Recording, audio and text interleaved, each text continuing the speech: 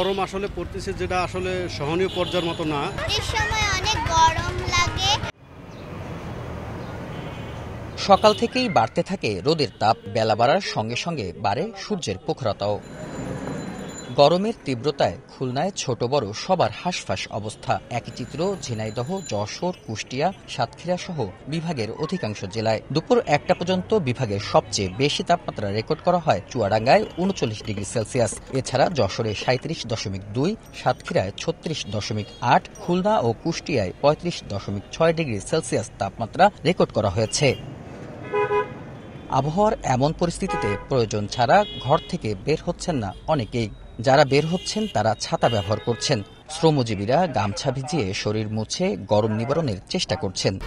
1, 2, 3 ঢাকায় জমি জিতে নিন 100% ক্যাশব্যাক সহ 20 কোটি টাকার পুরস্কার।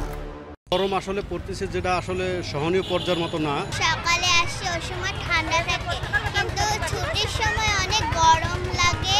আমাদের বাসাতেও গরম আছে, স্কুলেও গরম আছে। আবহাওয়া অফিসের তথ্য অনুযায়ী তাপপ্রবাহ আরও 2 থেকে 3 দিন থাকতে পারে। বেল্লাল হোসেন সজল, সময় সংবাদ, খুলনা।